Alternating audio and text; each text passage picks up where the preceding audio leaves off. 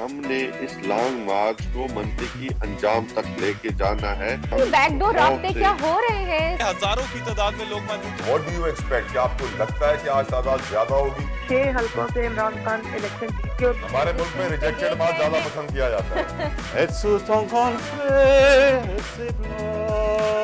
ये इलेक्शन तो मार्च तक ही नजर आ रहे हैं। ये एक कामयाब लॉन्ग मार्च नजर आ रहा है।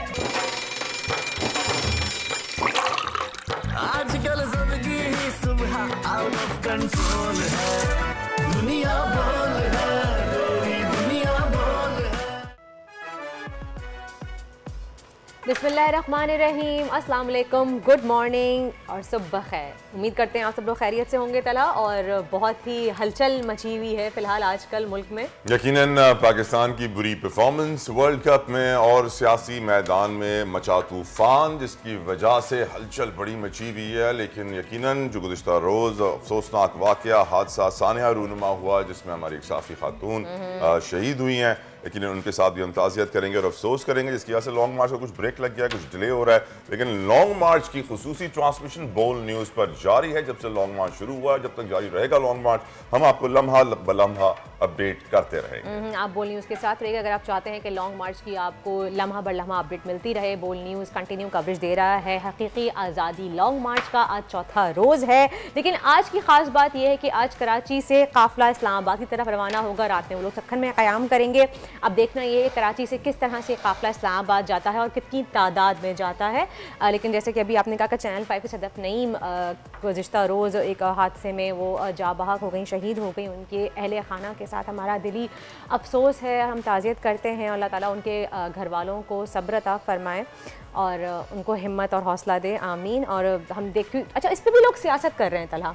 बात ये है, बहुत अफसोस के साथ ये कहना पड़ रहा है। कल हम देख रहे थे, दो अलग अलग बातें सामने आ रही हैं। कह रहे हैं कि कंटेनर के नीचे कुचल दिया गया, फिर देखा जा रहा है फुटेज भी सामने आई है कि वो भागती हुई दौड़ती हुई आ रही थी और कंटेनर के साथ साथ दौड़ रही थी। वो धक्का लगने से वो कंटेनर के नीचे आ गई। तो बराए मेहरबानी इन चीज़ों पर सियासत ना करें। किसी के लवाहिकीन के ऊपर क्या गुजर रही हो गई इस वक्त। उनके छोटे छोटे बच्चे थे, 2 बच्चे थे उनके हस्बैंड ने साफ मना कर दिया है कि वो इसके ऊपर कोई तहकीकात कानूनी कार्रवाई नहीं करना चाह रहे हैं, क्योंकि ये एक हादसा था।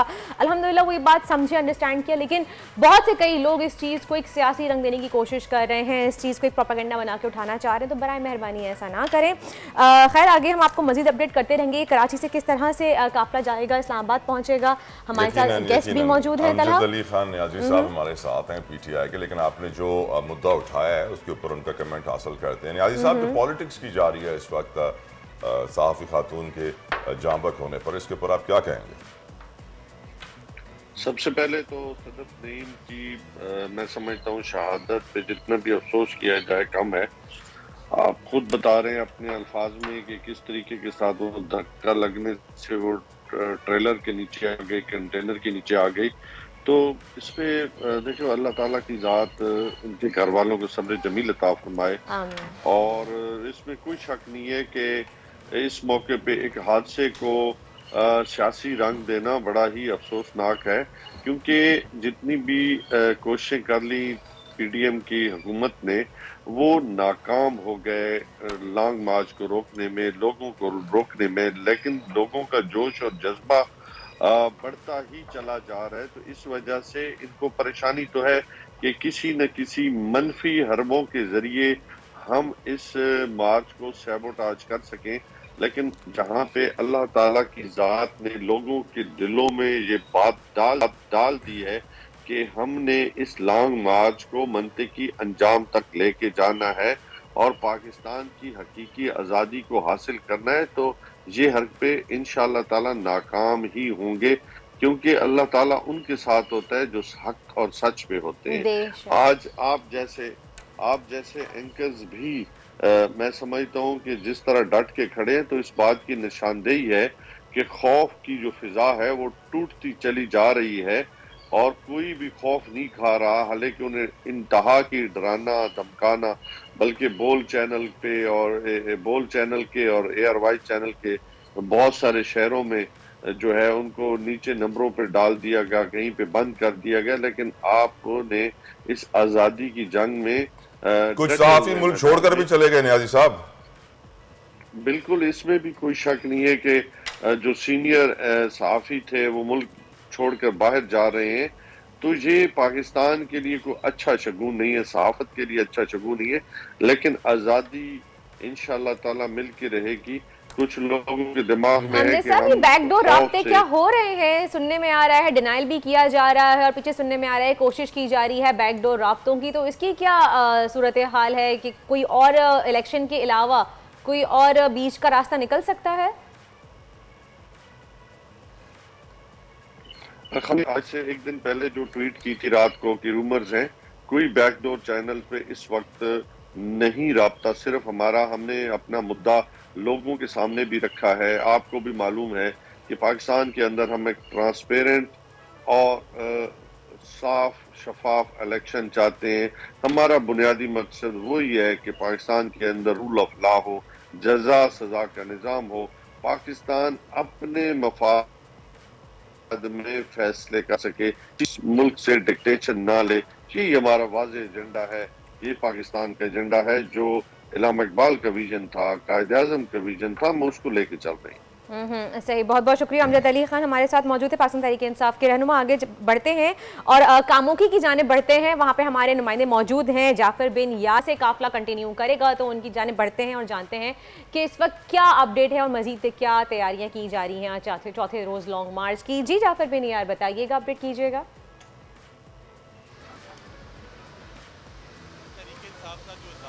उसका चौथा रोज़ है और आज उसका जो आगाज़ है वो कामोकी से होगा। कल चेयरमैन पीटीआई इमरान खान ने ऐलान किया था कि वो सादोकी तक पहुंचे, तो उसके बाद उन्होंने कहा कि हम ख़त्म करते हैं और आज हम कामोकी से बाकायदा शुरू करेंगे। और आज तकरीबन 12 बजे का वक्त दिया गया है कि जब कामोकी उन्होंने कहा कारकुनान को पहुंचे और यहाँ से इसका रैली का आगाज़ होगा। आपको बताता चलूँ कोई जो इसका दूसरा बड़ा पॉइंट है वो मोड़ एमनाबाद है, वो चंद किलोमीटर के फासले पर है, वो क्रॉस करेंगे और आगे गुजरांवाला की हदूद शुरू हो जाएगी। और वहाँ पर चंदा किला एक पॉइंट है, वहाँ पर आज फिर ऐलान कर दिया गया कि इख्तिताम पजीर होगा, यानी कि गुजरांवाला शहर में आज भी नहीं जाया जाएगा क्योंकि रश बहुत ज़्यादा हो गया इस लॉन्ग मार्च में। कारकुनों की एक बहुत बड़ी तादाद कल कामोकी में मौजूद थी, हमने देखी कि हज़ारों की तादाद में लोग मौजूद थे। लेकिन चेयरमैन पीटीआई ने जब सादोकी पहुंचे तो वहां पे उन्होंने कहा कि वक्त काफ़ी हो चुका है, क्योंकि रात को पीटीआई की जानिब से ऐलान किया गया है कि रात के वक्त हम सफ़र ज़्यादा नहीं करेंगे, जिसकी वजह से उस रैली को वहीं पे ख़त्म करना पड़ा। और आज यहाँ पे कामोकी से शुरू होगा। मेरे कैमरामैन जानजेब आपको दिखा रहे हैं, यहाँ पे ये स्टेज लगा, यहाँ पे जो है कारकुनान जो मुकामी लोग हैं, जो मरकज़ी कायदीन आगे बैठेंगे, कुर्सियाँ लगी गई हैं। यहाँ पे चेयरमैन पीटीआई का जो उनका कंटेनर है ये यहाँ पे रुकेगा और वो यहाँ से खिताब करेंगे।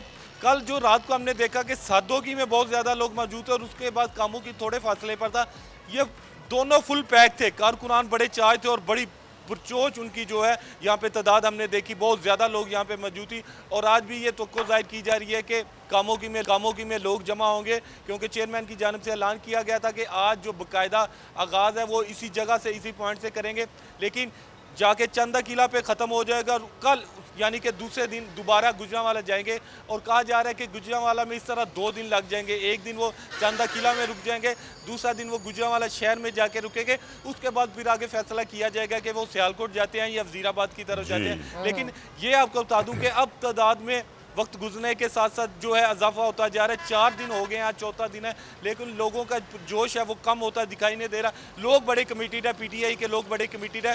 रात को उनको इसीलिए अरेस्ट करवाया जाता है कि वो अगर नज़दीक के इलाकों में से हैं कि घर चले जाए, सुबह वापस यहाँ से आ जाएं। और आज फिर ये जो शुरू सिलसिला कामोकी से होगा। जी राइट, कामोकी से दोबारा शुरू होगा, एमनाबाद से होते हुए गुजरांवाला की तरफ बढ़ेगा। हमारे साथ मौजूद है खुर्रम मलिक ज़मान टाउन से। खुर्रम, आपके पास क्या शेड्यूल है, कब निकलेंगे खान साहब?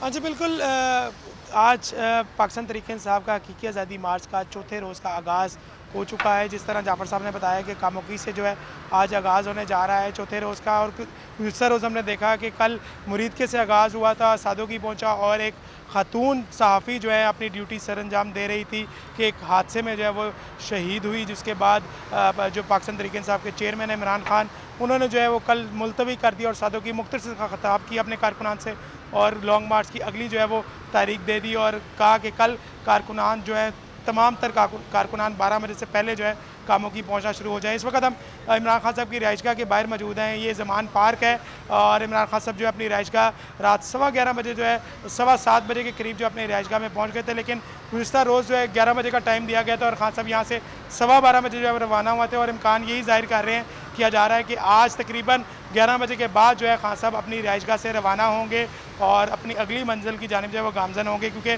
कामों की पहुँच कर जो अपने कारकुनान से जो है मुख्तसर सा खिताब करेंगे। उसके बाद जो है रैली की सूरत में काफिला जो है अपनी मंजिल की जानिब जो है वो गामजन होगा।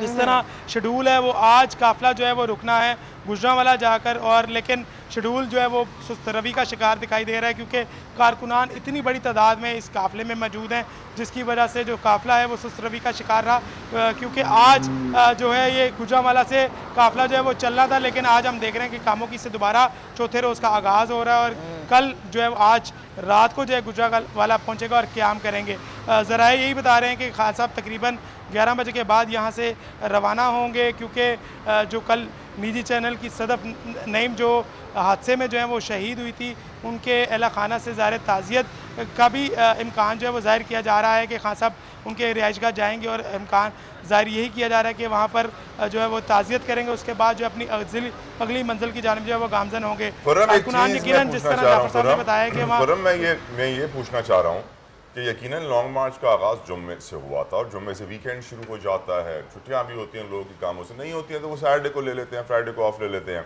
लेकिन Monday is a working day. बहुत सारे लोग जिनको रोज़ाना कामों पे जाना होता है, बच्चों को स्कूल जाना होता है, व्हाट डू यू एक्सपेक्ट? क्या आपको लगता है कि आज तादाद ज़्यादा होगी, कम होगी?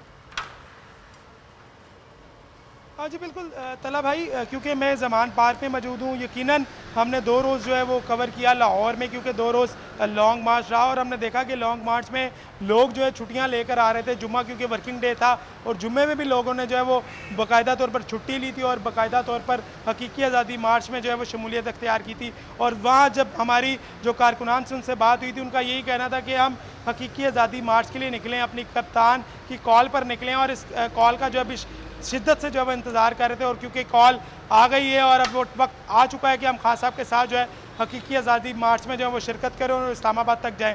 यकीनन जो लोग कईयों ने तो छुट्टियां भी ली होंगी ऑफिस से, और क्योंकि कारकुनान की बड़ी तादाद इस काफ़िले में कल भी जो हमें दिखाई दी और यकीनन आज भी उसी तरह जो कारकुनान हैं वो पुरजोश होंगे, पुरुमीद होंगे और पुरअमन भी दिखाई दे रहे थे कारकुनान, क्योंकि इमरान खान जो पाकिस्तान तहरीक इंसाफ के चेयरमैन हैं, उनकी जानिब से जो है बाकायदा अपने कारकुनान से जो है वो दरख्वास्त की गई थी कि हकीकी आज़ादी मार्च, लॉन्ग मार्च जो है ये पुरअमन रहेगा और पुरअमन तरीके से जो है 4 नवंबर को इस्लामाबाद जो है दाखिल होगा।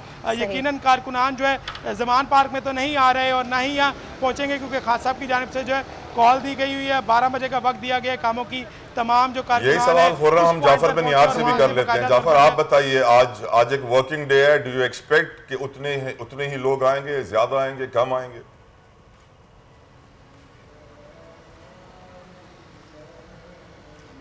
तला आपके सवाल की मुझे समझ नहीं शोर है क्या दोबारा? वर्किंग डे, आज एक वर्किंग डे है ना, आज लोगों को नौकरी पे जाना है, बच्चों को स्कूल जाना है, वीकेंड नहीं है, तो उससे कोई इम्पैक्ट आएगा क्राउड के नंबर्स पे?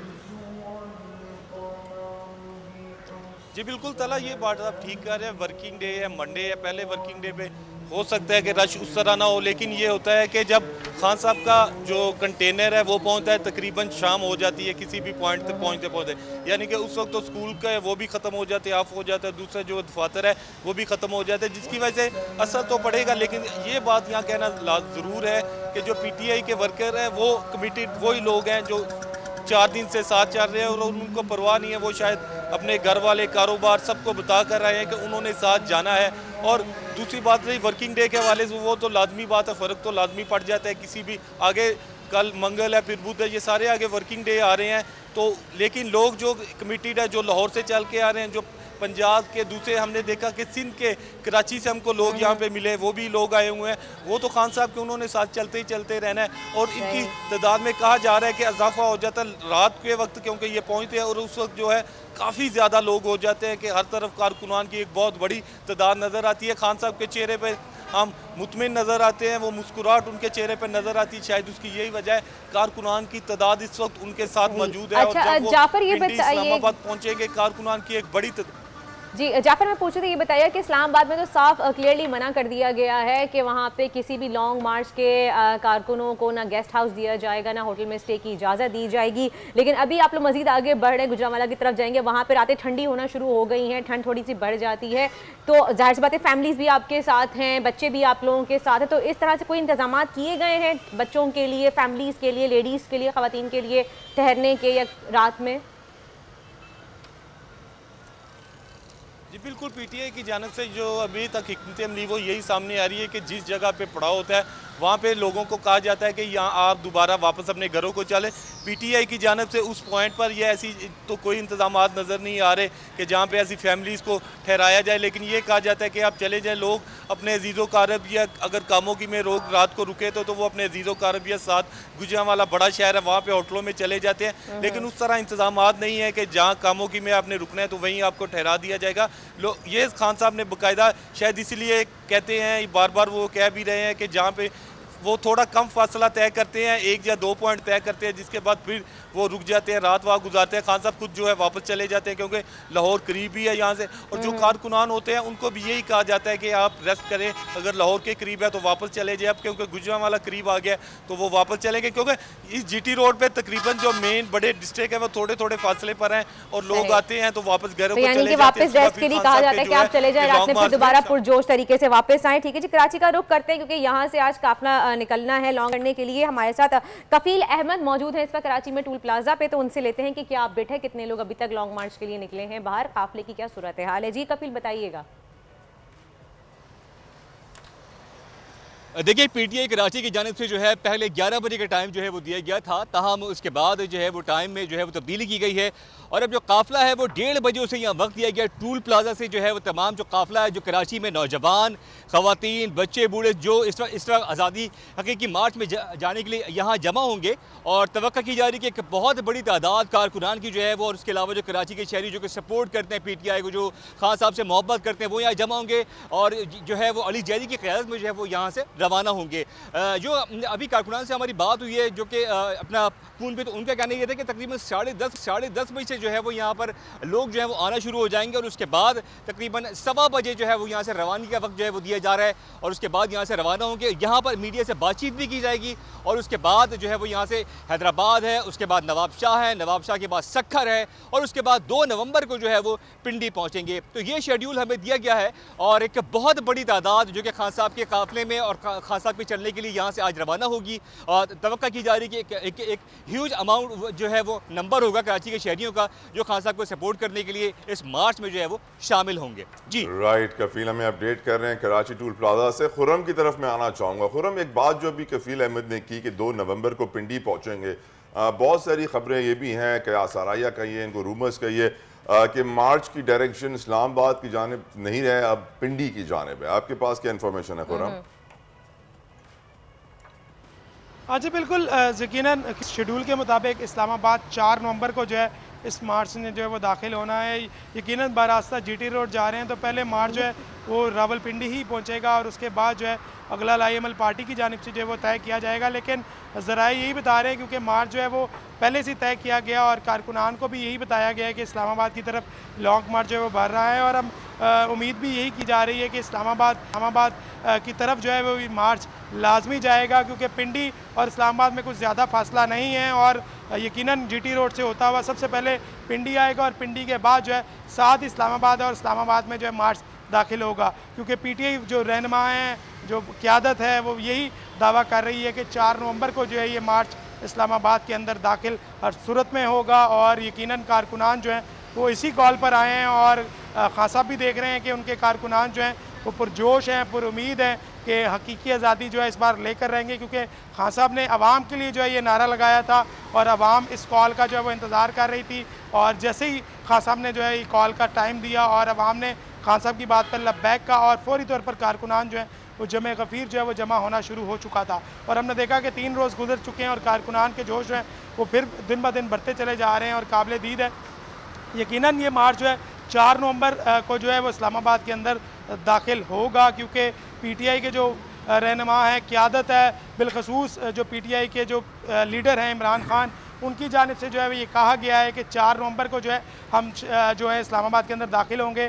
बरास्ता GT रोड जाएंगे तो डेफिनेटली पहले जो है वो जो रावलपिंडी आएगा और पिंडी के बाद जो है इस्लामाबाद है। जी सही, और हम अपडेट करते हैं। वैसे तला देखा ये भी जा रहा है कि ओवरसीज़ पाकिस्तानी भी एवन फील्ड के बाहर एहतजाज कर रहे हैं, नारे लग रहे हैं और काफ़ी ज़्यादा लॉन्ग मार्च को सपोर्ट किया जा रहा है। इंटरनेशनली भी काफ़ी सारे लोग हमारे ओवरसीज़ पाकिस्तानी लॉन्ग मार्च को सपोर्ट कर रहे हैं। अपने कप्तान की कॉल पे लब्बैक कहते हुए वहाँ भी वो नज़र आ रहे हैं, बाहर सड़कों पे निकले हुए तला। और यहाँ भी आवाम का एक समंदर उमड़ आया है, जितना हम एक्सपेक्ट नहीं कर रहे थे कि शायद इतना जो है वो आवाम एकदम बाहर निकल आएगी, क्योंकि कह रहे थे कहीं ना कहीं कोशिश की जा रही है कि खान साहब की पॉपुलैरिटी को कम किया जाए, लेकिन जितना वो कम करना चाह रहे हैं उतनी उनकी पॉपुलैरिटी बढ़ रही है। एक ब्रेक लेंगे, हमारे साथ मौजूद हैं खुर्रम ज़मान टाउन से, साथ साथ जाफर बिन यार, कफील अहमद भी हमें रिपोर्ट कर रहे हैं, लॉन्ग मार्च की अपडेट्स दे रहे हैं। आप पे हमें जाएगा, हमारे साथ रहिए। आजकल जिंदगी ही सुबह आउट ऑफ कंट्रोल है, दुनिया बोल है, दुनिया बोल है। Welcome back after the break. आप देख रहे हैं दुनिया बोल है और बोल न्यूज़ पे हकीकी आज़ादी मार्च की ट्रांसमिशन जारी है। हम आपको लम्हा बर लम्हा अपडेट कर रहे हैं और फिलहाल तलहा कल एक तारीखी जीत हुई है एक बार फिर से पाकिस्तान तहरीक-ए-इंसाफ की। NA-45 का हल्का जो है कुर्रम से एक तारीखी मोमेंट था वो, कि इतने बड़ी एक डिफरेंस था वोट्स का, जहाँ पे इमरान खान साहब जीते। एक तरफ 13 जमातें, उनकी पूरी जमात का एक लीडर, और एक तरफ अकेले पाकिस्तान तहरीक-ए-इंसाफ का लीडर इमरान खान। बहुत वाज़ेह difference Khan versus rest of the parties. यकीनन इमरान खान तभी इलेक्शन का मुतालबा इतनी जोर से कर रहे हैं क्योंकि जानते हैं कि अवाम का मैंडेट उनके साथ है और अवाम के मैंडेट की बेइज्जती है ये जो इस वक्त हो रही है। लेकिन आई एम श्योर कि नवंबर का महीना इज़ वेरी इंपॉर्टेंट, बहुत अहम फैसले हैं। लेकिन जिस कामयाबी का वर्दा जिक्र कर रहे हैं उसके ऊपर PTI रहनुमा क्या कहते हैं जानेंगे। हमारे साथ मौजूद है PTI की सीनियर रहनुमा कंवल शोजब साहिबा। कंवल साहिबा, thank you so very much for giving us your precious time. Election होना यकीनन बहुत ज़रूरी है, लेकिन इलेक्शन से जिस तरह सियासी पार्टीज इस वक्त भाग रही हैं, वाज़े हो गया है कि अवाम का मैंडेट कोई इंपॉर्टेंस नहीं रखता, या उनको ये यकीन है कि वाकई अगर पाकिस्तान तहरीक-ए-इंसाफ वापस आई तो 2/3 अक्सरियत से ही वापस आएगी, या शायद उससे भी ज्यादा, तो इसलिए वो खौफ खा रहे हैं, नहीं इलेक्शन की तरफ जा रहे। जी बिस्मिल्लाहिर्रहमानिर्रहीम, थैंक यू वेरी मच। 2/3 तो अब छोटी बात होगी, 3/4 का काम है। 54% की कल का जो था इलेक्शन वो उसमें मेजॉरिटी वोट्स जो है वो कास्ट हुए हैं 54%। और यहाँ मैं आपको ये बताती चलूँ कि कुर्रम का इलेक्शन इसलिए डिले किया गया था, यहाँ पर फसाद हो रहे थे, ये अनयूजुअल एरिया है, यहाँ पर एक्सेस नहीं थी बहुत ज़्यादा, खवातीन नहीं जा पा रही थी। क्योंकि मैं वुमेन विंग की प्रेसिडेंट हूँ, मैंने बड़ी कोशिश की, मेरी जो खवातीन वहाँ की प्रेसिडेंट्स हैं या जो लोकल वहाँ की तंजीम है, लेकिन उनको मना किया जा रहा था कि आप ना आए, ये इलाका जो है वो काफ़ी वहाँ पर फसाद मचा हुआ था।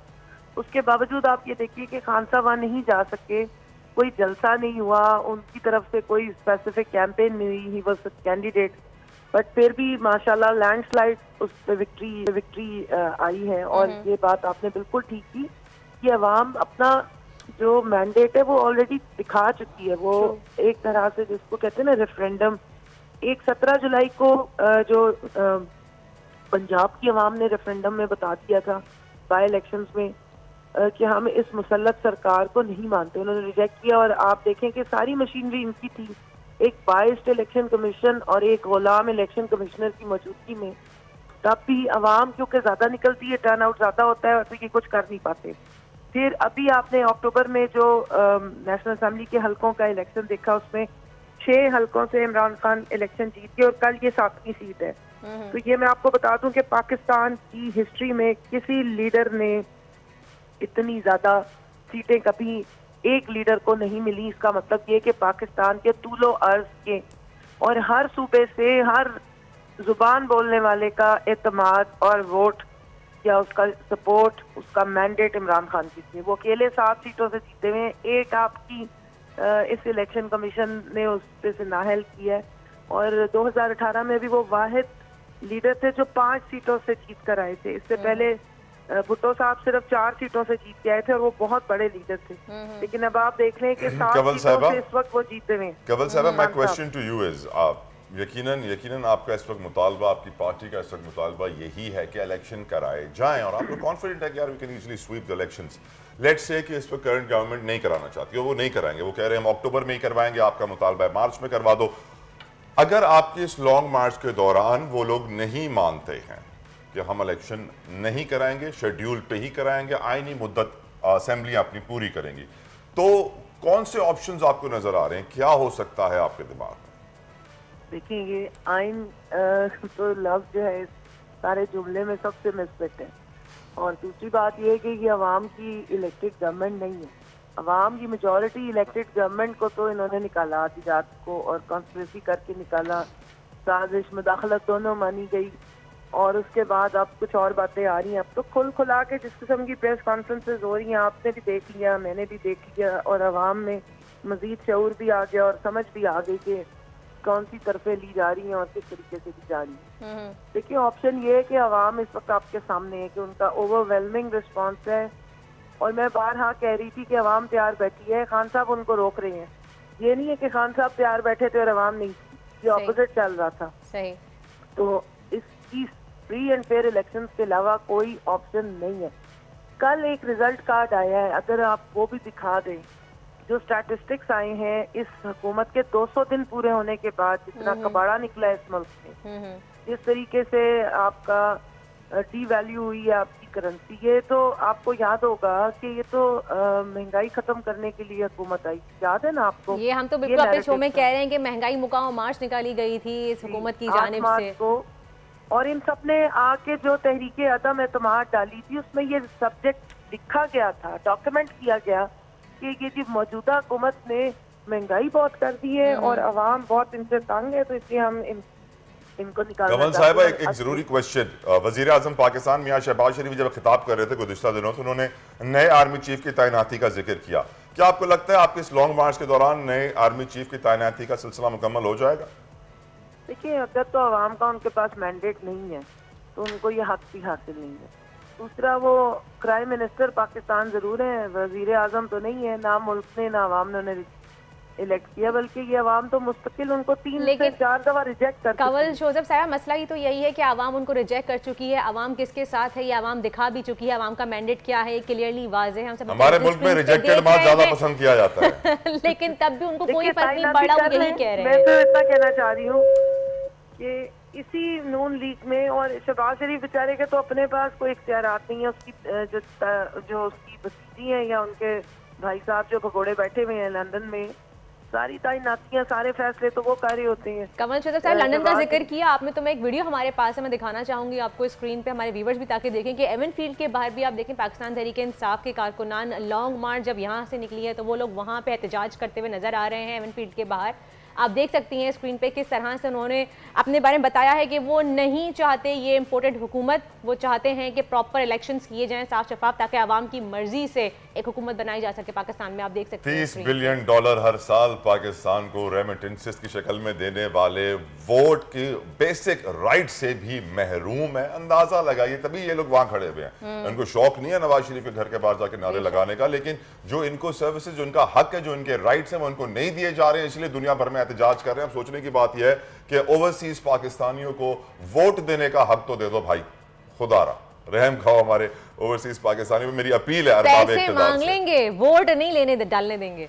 हाय रहम फरमाए। नुमाइंदगान की तरफ बढ़ते हैं। हमारे साथ मौजूद है जाफर बिन यार, खुर्रम मलिक, और हमारे साथ कफील भी हैं कराची से बड़े काफिले निकल रहे हैं, जमान टाउन से को निकलना है, और ऑफ कोर्स जो जाफर बिन यार हैं वो मौजूद है कामोनकी में से दोबारा शुरू होगा सिलसिला।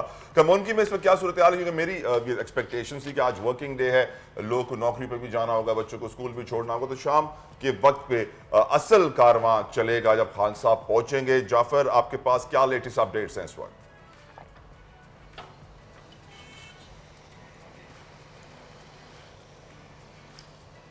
जाफर मुझे सुन सकते हैं? जाफर को शायद आवाज नहीं आ रही है। आपके पास कोई ताज़ा तरीन इत्तलात? जी मुझे तला भाई आपकी आवाज आ रही है। ताज़ा तरीन इत्तलात बताइए। खान साहब को घर से उन्होंने नाश्ता वाश्ता कर लिया है, तैयार हो गए हैं, प्लानिंग हो रही है, मीटिंग्स चल रही है अंदर? अच्छा बिल्कुल, आप मेरे अकब में देख सकते हैं कि खान साहब की सिक्योरिटी भरपूर जो है वो हाई अलर्ट हो गई है। यकीनन खान साहब जो है वो इस वक्त ज़राए यही बता रहे हैं कि उठ चुके हैं और तैयारी पकड़ रहे हैं और तकरीबन 11 बजे के बाद जो है खान साहब यहाँ से रवाना होंगे, क्योंकि आज कुछ ज़राए यही बता रहे हैं कि कुछ कल की निस्बत जो है आज जल्दी निकलेंगे, क्योंकि पहले रोज़ हमने देखा कि जुम्मे की नमाज के बाद खान साहब ज़मान पाक से निकले थे और उससे वेरी नेक्स्ट डे जो है वो तकरीबन 12:15 बजे के करीब निकले और कल जो है वो भी 12:15 बजे के करीब निकले और आज ज़रा यही बता रहे हैं कि 11 बजे से फौरी बाद जो है खान साहब किसी भी वक्त यहाँ से रवाना हो सकते हैं, क्योंकि खान साहब ने आज अपने वक्त के मुताबिक जो है वहाँ पहुँचना है और खान साहब के जो रहनुमा हैं वो भी तकरीबन यहाँ पर अभी तक कोई पहुँचा नहीं है। लेकिन ज़रा ये बता रहे हैं कुछ देर के बाद जो काफ़िले की सूरत में खान साहब के साथ कॉन्वे की सूरत में जो है वो जाते हैं, यहाँ से रवाना होते हैं, वो अभी यहाँ नहीं पहुँचे, लेकिन कुछ देर के बाद यहाँ पर आना शुरू हो जाएंगे। सिक्योरिटी की गाड़ीज़ जो हैं वो खान साहब की रिहाइशगाह के पास जो है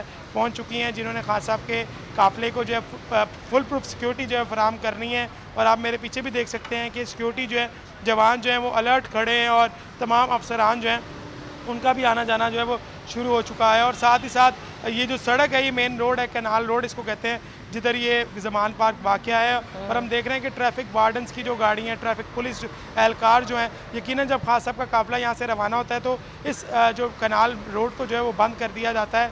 ये काफ़िला जैसे ही थोड़ा सा आगे जाता है फिर उस रोड को जो है वो खोला जाता है। ट्रैफिक की जो पुलिस की गाड़ियाँ हैं, वो वार्डन हैं, वो भी यहाँ पर आना शुरू हो चुके हैं। इस चीज़ का इम्कान जाहिर किया जा सकता है कि खान साहब कुछ देर के बाद जो है यहाँ से रवाना हो सकते हैं। जी सही। कफील की जानिब बढ़ते हैं, कराची से टूल प्लाजा पे वो मौजूद हैं। कफील, आप बताइएगा आपको क्या लग रहा है कि कितनी तादाद में लोग निकलेंगे कराची से, और 1:30 बजे का वक्त दिया गया है, तो अब तक कुछ सुनगुन है? क्योंकि जैसे कि हम सब जानते हैं कि आज वर्किंग डे है, लोग ऑफिस भी जाते हैं, स्कूल यूनिवर्सिटी सबके अपने काम है। थोड़ा देर से उठते हैं कफील, कराची वाले वैसे थोड़ा आराम से उठते हैं। देखिए तलहा, मैं आपको बताऊं कि 2 रोज़ कबल जो पाकिस्तान तहरीक इंसाफ की जो रैली थी, जो कि इंसाफ हाउस से 2 तलवार तक थी, तो उसमें भी खासी बड़ी तादाद जो है वो आई थी और उसमें जो है वो शरीक हुई थी और उसको भी हमने कवर किया था। तो और जब वहाँ लोगों से बात हुई तो उनका कहना ये था कि इस आज़ादी मार्च के लिए जो एक बहुत बड़ी तादाद, बहुत बड़ा नंबर जो है वो कराची से यहाँ रवाना होगा। तो आज इसी जो है वो तनाजुर में अगर देखा जाए तो एक बहुत बड़ी तादाद जो कि अब तक जो हमारी बात हुई इनके रहनुमाओं से, MPA से, तो उनका कहना है कि लोग यहाँ पर शरीक होने जा रहे हैं और उनको वक्त पहले जो है वो 11 का था, ताहम उसमें अब जो है वो ये कहा जा रहा है कि काफ़िले जो है वो मुख्तलिफ टोलियों से जो है वो शहर में जो है यहाँ दाखिल होंगे, यहाँ पर जमा होंगे, जिसमें लांडी, मलीर, शाह फैसल, बल्दिया, साइट, औरंगी, तारिक रोड, जो ये तमाम एरियाज़ हैं, वहाँ से लोग जो है वो यहाँ जमा होंगे। तो उसके बाद यहाँ पर अब जो है वो 1:30 बजे के टाइम जो है वो मख्तस किया गया है। अली जैदी जो यहाँ पर हैं, जो पाकिस्तान तहरीक इंसाफ सिंध के सदर हैं, वो प्रॉपरली यहाँ पर जो है वो मीडिया टॉक करेंगे और उसके बाद काफ़िला जो है वो कराची से हैदराबाद, दैन उसके बाद जो है फिर वो नवाबशाह, सक्खर और फिर जो है वो पिंडी की जानिब जो है वो गामजन होगा। तो ये शेड्यूल है और यकीनन जिस तरह जो है वो जो मोबिलाइजेशन जो है वो की गई है, लोगों को जो है वो बताया गया खान साहब का पैगाम, तो यही जो है वो तवक्का की जा रही है कि एक बहुत बड़ी तादाद है जो कि यहाँ से रवाना होगी। ताहम अभी कोई नहीं है, लेकिन जो अभी तक जो इम्कान है और तवक्का भी यही की जा रही है कि एक बहुत बड़ा नंबर जो है वो कराची से आज रवाना होने जा रहा है। जी सही। तो यानी कि उम्मीद की जा सकती है कराची से भी एक बड़ी तादाद में लोग निकलेंगे, लोगों का जमे गफीर निकलेगा जो कि इस्लामाबाद की जानिब जाएगा। जी जाफर बिन यार की जानिब बढ़ते हैं, कामों की में इस वक्त मौजूद हैं, क्या सूरत हाल है इस वक्त जाफर बिन यार? जाफर, आई थिंक वहाँ पे शोर बहुत है, जाफर को आवाज़ आ रही है? आई थिंक जाफर नहीं सुन सकते। जाफर के बैकग्राउंड में शोर बहुत है, आवाज आ रही है, उनके स्टेज भी देख सकते हैं। जाफर, आप हमें सुन सकते हैं तो अपडेट कीजिएगा please. Try once more. I don't think so. कमल की जानिब बढ़ते हैं। जी कमल, जा रही है आवाज? ओके जी बोलिए। जाफर, क्या ताज़ा इत्तलात हैं?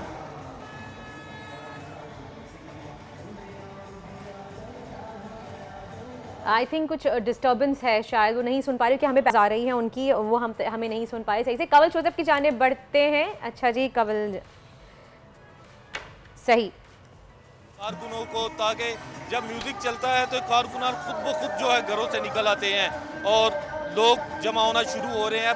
कारकुनान की तादाद अब आहिस्ता आहिस्ता बढ़ती जा रही, क्योंकि 11 से 12 बजे का टाइम दिया गया था, तो उससे थोड़ा लेट भी हो सकता है, क्योंकि ये सियासी जलसे जुलूस इसी तरह होते हैं, टाइम में आगे पीछे कमी पेशी होती रहती है। लेकिन अब तैयारियां की जा रही है। पुलिस की एक भारी नफरी को यहाँ पे इस एरिए के इर्द गिर्द जो है तैनात कर दिया गया है उनको, ताकि खुदा न खासा किसी भी नाखुशगवार वाक़े से निपटा जा सके। दूसरी तरफ तमाम जो लोगों का मदऊ किया जा रहा है सियासी, जो जब यहाँ पे मुकामी कायदीन आएंगे तो उसके बाद जो है कारकुनान की आमद का सिलसिला भी शुरू हो जाता है। अब लोग इंतज़ार कर रहे हैं कल के, क्योंकि कल कामों की वाले महरूम रह गए थे, उन्होंने अपने कायद इमरान खान का दीदार नहीं था किया। उन्होंने कहा ज़रूर था कि वो कामों की आएंगे, यहाँ के आखिरी किताब करेंगे, उसके बाद आगे जाएंगे, लेकिन वो कामों की तक पहुँचे नहीं, सादों की तक उनको ख़त्म करना। लेकिन हमने देखा कि कामों की में इतना रश था, कल इतना रश था, भरपूर किस्म की तैयारियाँ की गई थी, आला बड़े बड़े जो स्टेज तैयार किए गए थे। सारा जो रोड है GT रोड, आपको पता है ये बहुत बड़ा खुला रोड है, 2 तरफा रोड है, दोनों रोड को बंद थे और सिर्फ शायकीन कारकुनान थे, इमरान खान के चाहने वाले थे, इमरान खान को देखने वाले, लेकिन बदकिस्मती से उनके पास नहीं पहुँचे। आज वो आएंगे और कारकुनान जो है कामों की के वो फुल चार्ज है और यहाँ पहुँच रहे हैं। जी आप पहुँच रहे हैं, मैं रुक करूँगा खुर्रम की जानिब। खुर्रम, एक चीज़ मैं बड़ी मिस कर रहा हूँ इस वक्त, जब दूसरी पार्टियों के जलसे, लॉन्ग मार्च, इवेंट्स होते हैं तो बड़े खापे छापे होते हैं, नाश्ते का एहतमाम होता है, बिरयानियों की देगें बनती हैं। मैं देख रहा हूँ हमारे इतने सारे नुमाइंदगान पहुँचे हुए हैं हर जगह पे। आप तो खैर जिंदा दिलाने लाहौर में से हैं, वहाँ तो न्यारी और पाए का नाश्ता होता है, तो आप कुछ बताएं, कोई तैयारियाँ, कोई एहतमाम, कोई खाबे वाबे? खुर्रम भाई। अच्छा बिल्कुल तला भाई, जैसे कि 2 दिन जो काफ़िला जो है वो यहीं स्टे किया, तो हमने देखा कि ज़िंदा दिलाने लाहौरी, जैसा कि आपने ही कहा है कि लाहौरी जो है वाकई ज़िंदा दिल लोग हैं और लाहौर के खाबे पूरी दुनिया में मशहूर हैं। तो यहाँ पर बाकायदा तौर पर जो लीकी रहनुमा हैं, जो PTI वर्कर्स हैं, उनकी जानिब से जो है बाकायदा तौर पर यहाँ पर खाने का, नाश्ते का अहतमाम किया गया था। जो दूर दराज से कारकुनान आए थे, उन्होंने जो है उस नाश्ते को जो है वो लुत्फ़ उठाया, और यकीनन जो कारकुनान लाहौर से भी शमूलियत इख्तियार कर रहे थे, उन्होंने भी डेफिनेटली वो नाश्ता जो है वो खाया। और तमाम तर जो इसी तरह पॉइंट्स रखे गए थे जहाँ पर कारकुनान के लिए जो है वो नाश्ता लगाया गया था। लेकिन क्योंकि आज लाहौर में जो है वो पंडाल नहीं सज रहा, यकीनन कामोकी से आगाज़ हो रहा है, तो यहाँ खान साहब की रिहाइशगाह के बाहर इस वक्त जहाँ मैं मौजूद हूँ, ये पोश इलाका है और यहाँ पर तमाम जो है बड़े लोग रहते हैं, और ये दूर दराज तक यहाँ पर अभी तक हमें कोई आवाज़ या शोर आपको महसूस हो रहा होगा कि यहाँ पर कोई ज़्यादातर शोर नहीं है, क्योंकि कारकुनान को यहाँ नहीं बुलाया गया, जिसकी वजह से यहाँ पर कोई नाश्ते का अहतमाम जो है वैसे नहीं किया गया। लेकिन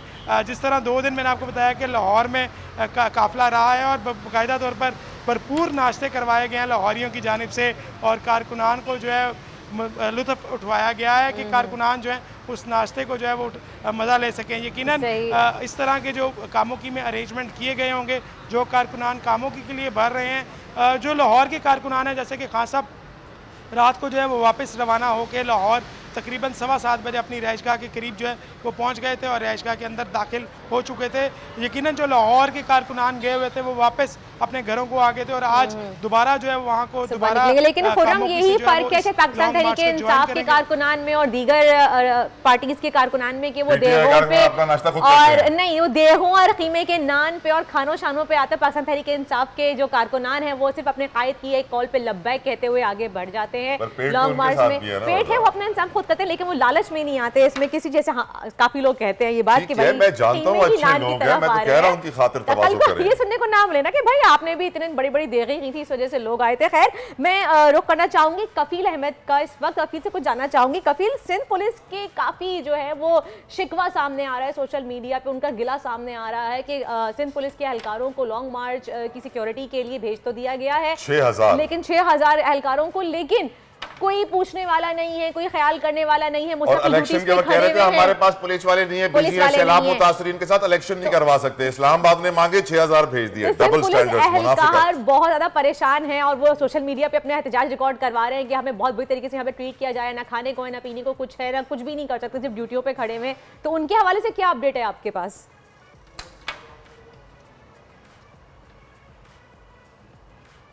देखिए, सिंध गवर्नमेंट ने जो है वो जिस तरह आपके सामने है कि जो है वो बल्दियाती इंतखाबात के लिए जो है वो डिले टैक्टिक्स का इस्तेमाल किया गया और ये कहा गया कि नफरी जो है वो सैलाब जदगान की जो है वो उनको हेल्प आउट कर रही है और उनकी जो है वो जो सिक्योरिटी के लिए मामूर है। मैं आपकी तरफ वापस आऊंगी, जाफर बिनियाद की तरफ बढ़ेंगे। कुछ हैपनिंग हो रही है वहाँ पे। जाफर बिनियाद बताइए, कुछ हुआ है आपके पीछे हमें दिखने में आ रहा है स्क्रीन पे? जी बिल्कुल, सहाफ़ियों पर तशद्दुद किया जा रहा है, बेहमाना तशद्दुद किया जा रहा है। मेरे कैमरामैन जान साहब आपको दिखा रहे हैं कि मुख्तलिफ जो चैनल्स के एहलकार थे उनको किस तरह तशद्दुद किया जा रहा है। वो सामने पुलिस है, DSP खड़े हैं, वो SHO खड़े हैं, उन्होंने साफियों पर तशद्दुद किया है और किस तरह लातों घूंसों से उनको मारा गया है। और कोई गाड़ी का मसला आ रहा था, कहा जा रहा था कि गाड़ी यहाँ पे खड़ी करने का इशू है, सारी पुलिस वाली इकट्ठी होगी, उन्हें किस तरह ये कैमरामैन जान ज़ेब आपको दिखा रहे हैं कि काफ़ी सारे इकट्ठे हो गए, पुलिस एहलकारों की बड़ी तादाद यहाँ पे पहुँच गई है और उन पर उन्होंने DSP ने हमने देखा कि खुद गाड़ी से नीचे उतरे और लातों घूंसों का ज़्यादा इस्तेमाल कर दिया। उसके बाद जब दूसरे पुलिस एहलकारों ने देखा, वो साफ़ी पर तशद्दुद कर दी, सीनियर जर्नलिस्ट है मुख्तलिफ चैनल के, उन पर तशद्दुद किया गया, कैमरामैन पर तशद्दुद किया जाए। ये मेन पॉइंट है कामों की सिटी का। यहाँ पे पुलिस एहलकारों की एक बहुत बड़ी नफरी को तैनात किया गया है। नफरी के मकसद तो उनको सिक्योरिटी फ्राहम करना था लोगों को अच्छे तरीके से, लेकिन ये पे एक बड़ा अफसोसनाक वाक़या पेश आया है कि किस तरह जो है साफ़ियों पर तशद्दुद किया गया। कसूर को नहीं था उनका, कसूर सिर्फ यही था कि गाड़ी वो यहाँ पे अपनी जो खड़ी करना चाहते थे, लेकिन उनको मना किया गया, जिसके बाद ये उन पे आपस में तलक कलामी हो गई, इतना शदीद या फिर तलक कलामी बढ़ी और गाड़ी से किस तरह उतरे वो DSP और आके उन्होंने तशद्दुद शुरू कर दिया। ये अभी वाक़या हुआ है जो कामों की मेन जो बाज़ार है, जहाँ पे स्टे लगा गया है, जहाँ पे खान साहब ने थोड़ी देर बाद आना है, लेकिन अब साफ़ियों ने एहतजाज शुरू कर दिया है और अब जो है जो कायदीन है, मरकज़ी कायदीन, उनको बुलाया गया, पुलिस की भारी नफरी को तलब कर लिया गया है और लेकिन साफ़ी अब जो अपना एहतजाज कर रहे हैं। जी इतनी फ्रस्ट्रेशन समझ नहीं आ रही कि इस बात पे कि कसूर क्या था उनका कि सिर्फ गाड़ी पार्क करनी थी वहाँ पे, वो करने नहीं दी, या गाड़ी पार्क की हुई थी, सहाफ़ियों की गाड़ी पार्क हुई थी वहाँ पे जाफर, जिस जगह पुलिस ने गाड़ी पार्क करनी थी, जो वजह बनी झगड़े की। कवरेज के लिए आए हैं, PTI की कवरेज के लिए, वो वहाँ पे खड़े थे, सारी SNG सारे चैनल्स की खड़ी थी, जिस पर वो तलक कलामी हुई। हमने खुद देखा कि DSP एक वापस जा रहे थे, लेकिन वो अपने गेट से उतरे। मेरे कैमरामैन जान ज़ेब को कहूँगा दोबारा दिखाएं गेट, और दोबारा उन्होंने तशद्दुद शुरू कर दिया। आप देख रहे हैं कि कैमरामैन जान ज़ेब आपको दिखा रहे हैं कि पुलिस एहलकारों को बुला लिया गया है, उनकी नफरी को बुलाया गया है कि साफ़ियों से तशद्दुद कर रहे हैं, लेकिन साफ़ी यहाँ पे सरापा एहतजाज है, उनको शायद वो पकड़ के अब लेके जा रहे हैं, क्योंकि साथ ही इसके पुलिस स्टेशन जो कामों की का सिटी जो यहाँ पे है वो साथ ही है इसके बिल्कुल। कैमरामैन आपको दिखा रहे हैं कि यहाँ जो जिस गली में जा रहे हैं आगे थोड़ा सा स्टेज, ये जो सामने आपको दाढ़ी वाले साहब नजर आ रहे हैं, ये यहाँ के इंचार्ज हैं। ये यहाँ से हमने देखा कि गाड़ी पे बड़ा हीरो एक्शन इन्होंने किया, गाड़ी से उतरे और आते सार इन्होंने जो है उस पर तशद्दुद करना शुरू कर दिया, जिसको देखता देखी दूसरे पुलिस वाले भी आए, उन्होंने भी तशद्दुद किया और साफ़ी थे मुख्तलिफ चैनल्स के जिन पे ये दिखाया तशद्दुद किया। लाइव आप देख सकते हैं कि ये तला सारा सीन चल रहा है कि साफ़ी आए हैं इतनी दूर से कवरेज करने PTI की, और यहाँ देखे कोई इंतजामात है, कोई जो है उनका जो PTI का मुकामी कायदीन में से कोई है, कोई चक्कर नहीं है, सिर्फ ये है कि अब साफ़ियों को तशद्दुद का निशाना बनाया जा रहा है। और ये जी हैरत की बात तो ये है जाफर कि यहाँ तो PTI की गवर्नमेंट है, परवेज इलाही साहब वजीर आला हैं, उनके होते हुए भी पंजाब पुलिस जिस तरीके से अपनी फ्रस्ट्रेशन सहाफ़ियों पर निकाल रही है, यकीनन शायद इनके ताल्लुकात किसी और सियासी जमात से होंगे, जिसकी वजह से इनको शायद लॉन्ग मार्च पसंद नहीं आ रहा होगा और फ्रस्ट्रेशन इनकी बढ़ गई है। इतनी बड़ी दाढ़ी है, लेकिन फिर भी जिस तरह आप रिपोर्ट कर रहे हैं लम्हा ब लम्हा और लेटेस्ट अपडेट्स अपने व्यूअर्स तक पहुंचा रहे हैं कि पुलिस ने सहाफ़ियों पर तशद्दुद किया, और जिस तरह आपने बताया कि गाड़ी से उतर के उन्होंने हमला कर दिया, मारा पीटा, और फिर अब मुज़ाकरात हो रहे हैं, तो यकीनन ये बड़े अफसोस की बात है, क्योंकि सहाफ़ी भी अपनी पेशा वराना सलाहियत दिखाते हुए अपनी ड्यूटीज़ कर रहे होते हैं, मेहनत कर रहे होते हैं, आवाम तक सच और हकायक पहुंचा रहे होते हैं। वो सच क्योंकि कड़वा होता है, रियलिटी बाइट्स, हकीकत से दूर रहना और डिनाइल में रहना इनकी हॉबीज हैं, इसकी वजह से फिर बेचारे सहाफ़ी अताब में आते हैं।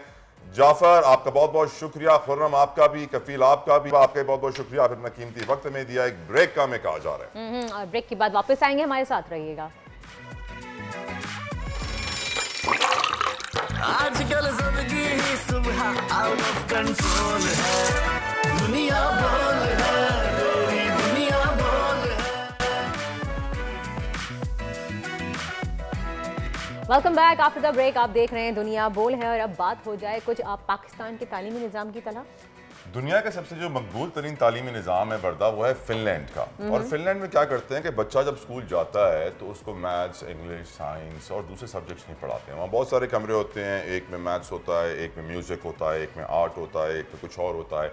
बच्चा जिस कमरे में चाहे जा सकता है और वहाँ पूरा दिन एक ही क्लास में गुजार सकता है। दुनिया की टेक्नोलॉजी, टेक्निक्स तालीम के लिए बहुत आगे बढ़ चुकी हैं, हम बहुत पीछे रह गए। और अब दुनिया में एक नया सिस्टम आया है IB के नाम से, जो कैम्ब्रिज को टेक ओवर कर कर रहा है, लोग अब OA लेवल से हट के IB सिस्टम की तरफ जा रहे हैं। और हमारे साथ एक मेहमान है जिनका नाम है ईयन रीले। आप हेड ऑफ स्कूल हैं TNS beacon house in DHA, और आपने पूरी जिंदगी बाहर गुजारी है। अब आप पाकिस्तान में हैं और यहाँ पर काम कर रहे हैं, बीकन हाउस के साथ IB सिस्टम को प्रमोट कर रहे हैं। Mister Ian Riley, we welcome you to Duniya Bol. Thank you so very much for giving us your precious time. My first question to you is, what is the basic difference between IB and Cambridge?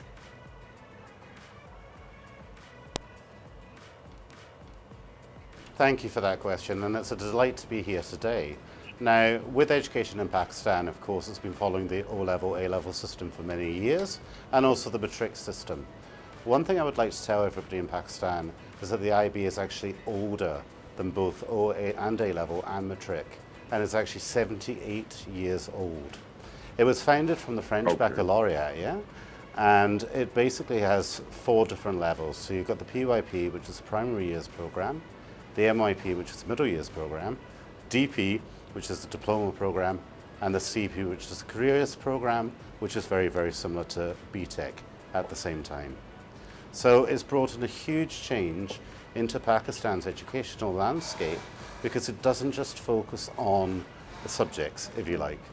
It focuses on the whole child through development of, let's say, different skills, including research skills, communication skills, etc., and actually prepares students better for university and beyond. But for those who can't go to university, just gives them a better understanding of the world around them and how to get into better jobs. How do you see the current situation of Pakistan as per if we talk about the education standard? I think having been in Pakistan, this is my 3rd year in Pakistan, and having been involved in a way with the SNC, the Single National Curriculum, with Mariam Chokhtai, but also working for the IB. So I have 3 current roles with the IB. I'm an IB workshop leader, I'm a program leader, and I'm also an evaluation leader as well. And what I've seen is that the SNC at the heart actually helps promote the Urdu language, which I think is fantastic, because I think every Pakistani is a proud person who should actually understand both English and Urdu at the end of the day. Now, the SNC is a base standard of education, and the IB program actually is a framework that enhances the SNC. Now, what has been very, very interesting to see, especially over the last 2 years, is the growth of the IB schools in Pakistan as well, with very famous schools turning to the IB. So, for example, Crescent Model Schools, which everybody knows in Lahore, is a candidate school for the PYP at the moment. Many of the LGS schools are also turning IB as well. So what we're seeing is more choice for parents as well. You know, that they can still go the Cambridge route, but they have the option now of going the IB route also. Mr. If I was to ask you, what differences do you see between a student who's gone through the Cambridge system and a student who's gone through the IB system, what would you say?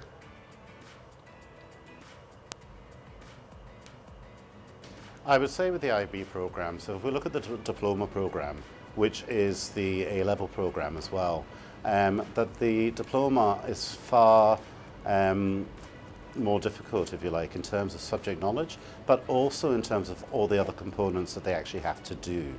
So, for example, in A-level, they have to complete 3 subjects. In the IB DP, they have to do 6 subjects, 3 at standard level and 3 at higher level. But on top of that, they have to actually do something called CAS, which is Creativity Action Service, where they have to help the community. They have to do an extended essay, which is a 4,000-word essay, and actually also put on a presentation. So it's all these different skills. We talked about research skills, communication skills, thinking skills. That's not covered within the O-level system, and actually it helps prepare students better for university. So last week I met one of my students, Fajr Khan, online, who's now at Harvard University, and she's finding it a lot easier because the IB's given her the skills that were not given by an A-level program. There's been a very interesting research done by Oxford University that actually shows a comparison between Cambridge and also the O-level as a DP IB system. So there's great strengths to the IB. I ask you that does IB system supports technical education like robotics, STEM education, or any other that can raise the student skills in early ages?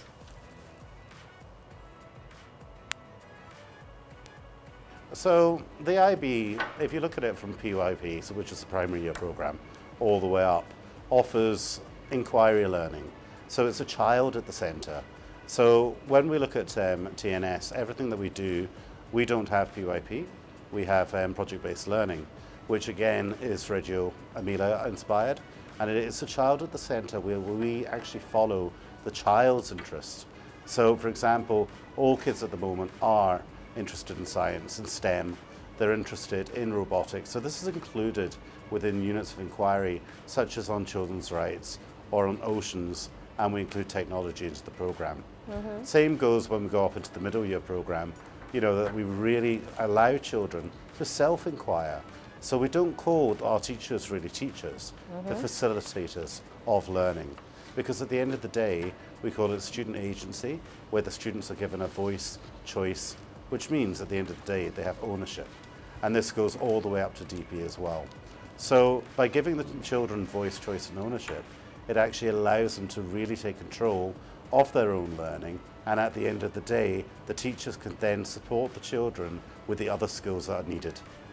Mr. Reed, tell me about the future of IB system in Pakistan. Absolutely. I think, you know, as I said, working for the IB, I've been to new schools such as Think and Grow in Lake City. I've been also dealing with other schools with the launch of the IB program. Parents are becoming a much more accepting, if you like, of the IB system. Now, you will remember when the O-level, A-level system came into Pakistan, there was a huge backlash from the parents because they only understood matric at the time, right? Now, actually, the IB has been in Pakistan for 15 years, with the first school being in Karachi and the second school being TNS Beacon House as well. So it's been 15 years, yet the parents are still need to be educated about the benefits of the IB, but actually we can see many, many more coming on board, and there's new schools opening up, such as in Faisalabad next year, with the IB program as well. So it shows that parents want change in the education system in Pakistan. So Mr. Reed, important question. What brings you to Pakistan?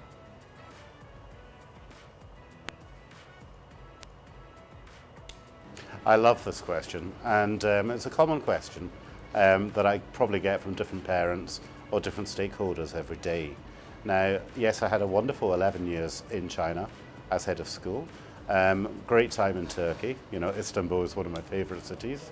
Egypt as well, and of course Scotland, with my home in Edinburgh.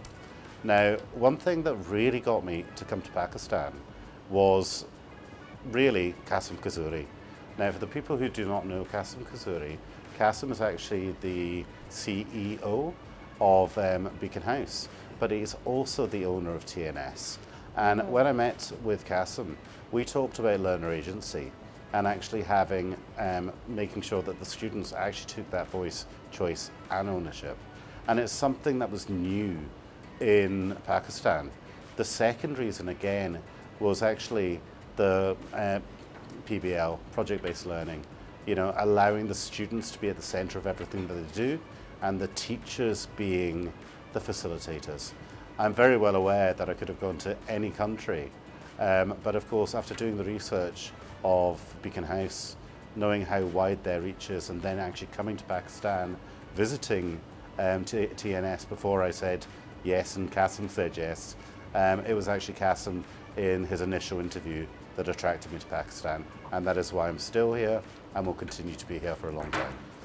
So we're grateful to Qasim Suri for bringing such educationists like you to Pakistan, Mr. Relay. But of course, I'm sure you've spent some time here, so you've gotten used to the spices in Pakistan. What's your favorite food here?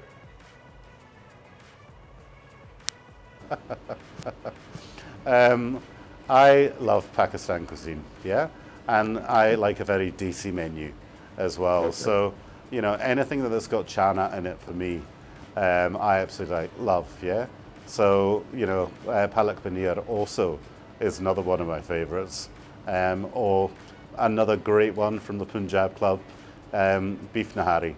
It has to be one, yeah? So, love it.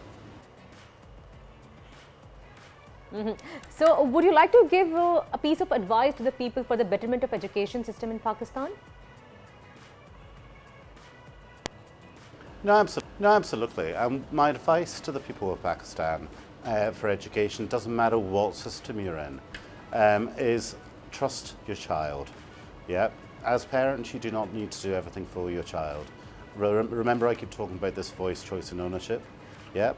Give it to them from an early age so they can actually learn the 21st century skills for the future, and then they can move forward in their life, no matter what that be. Yeah. I feel as parents in Asia, you know, because having worked in China for 11 years, we called them tiger mums. Here we call them helicopter mothers, right? And at the end of the day, it's because they need to take a step back and let children take the ownership, let them make mistakes, because kids are allowed to make mistakes. They don't need to be perfect, and they will learn at the end of the day. Mr. Relay, trusting your child is very important. Now, trying to understand the IB system better, what is project-based learning? How does it help the student? Okay, so project-based learning is something that's not new. It's been around for a long time, mostly based in America, but it's based around children's interest. So what you do, you take the standards, let's say for grade 3 or year 3, for maths, English, science, whatever, and you put it together and you create a project based on students' interest. Because it's been shown that students will learn from things that they enjoy, and yet at the same time they're also achieving the standards, but they don't know that. Yeah?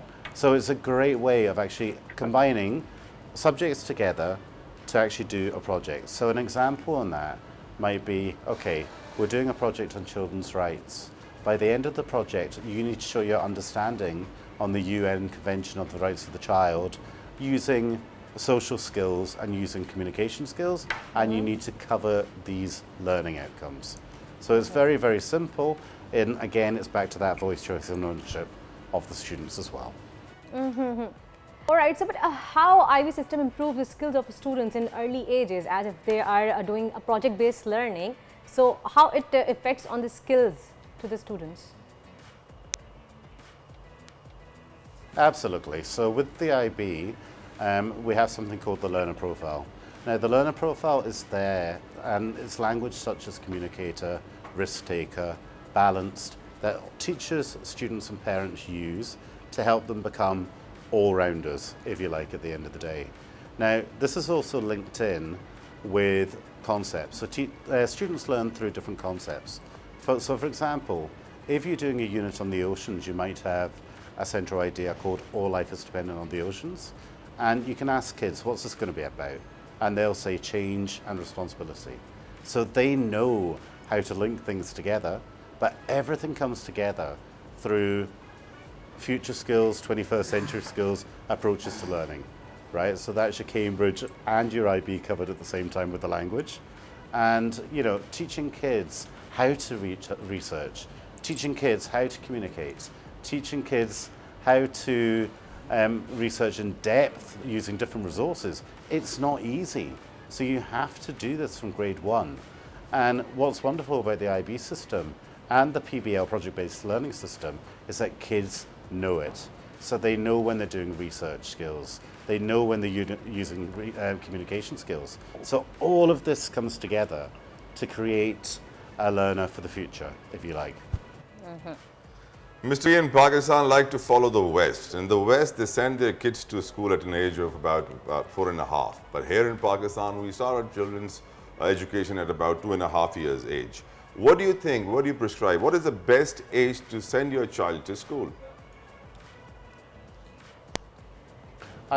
I think this one's actually very difficult, because I know that every country has a different thought on this, you know, because there's actually the Nordic baccalaureate as well, which is in Norway, and kids don't go to school to the age of 7. Okay, so my line with this is, in the IB, you've got PYP in the early years, which actually starts from the age of 3 and goes to the age of 5, and actually it's a mix of play and also normal work, if you like, at the same time, before they actually go into full academics at the age of 5.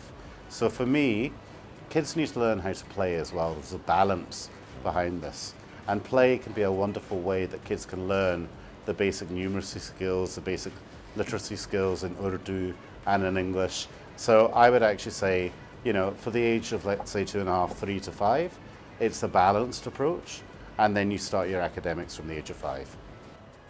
And so, Mr. Relay, I'm sure it's been long that you are here in Pakistan. Definitely you traveled a lot also. So I would like to know that what is your favorite part of Pakistan?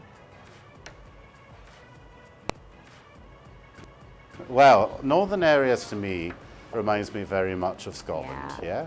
I mean, the mountains are totally beautiful. But actually, one of my favorite places is actually Multan. You know, I love spending time in Multan. I think the history of Multan is incredible as well.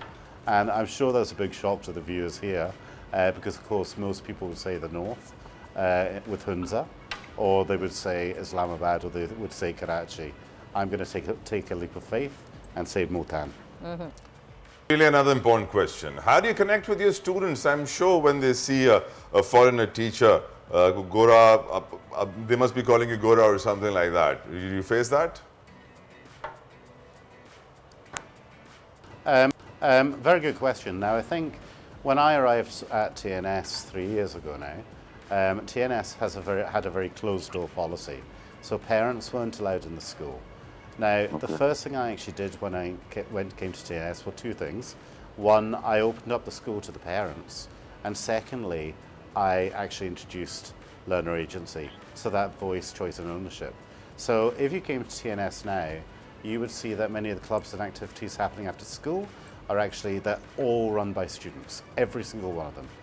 And you'll have, for example, the Debates Club is hosted by DP Kids, and they support kids in the lower grade, including primary as well. Now, in the 3 years, we've actually seen now primary school kids at the age of 10 and 9 actually establishing their own clubs, with help, of course, and support from teachers. But that's the biggest achievement, right?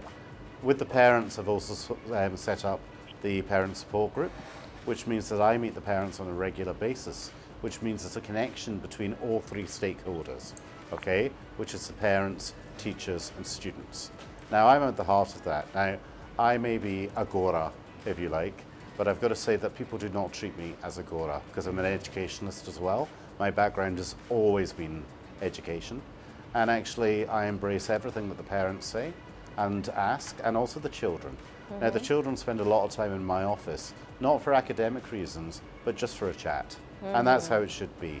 Gone are the days of, let's say, the convent or Aitchison, where the headmaster or headmistress were feared.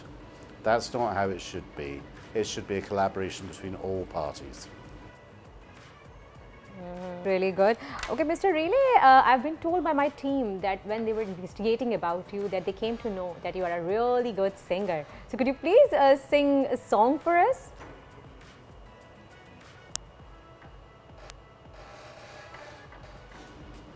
Oh, I hate your team for this, yeah? Okay, so the story behind this was I actually trained as a classical singer many, many years ago. Wow. And it's not because, it was actually when I was at school, because I play the violin and I play the piano. And, you know, I was doing A-levels and I had to have a third instrument and I didn't have one. So I actually then had to, well, decided to sing. I didn't know if I could or not. And then within 1 year, I was actually part of the National Youth Choir of Scotland.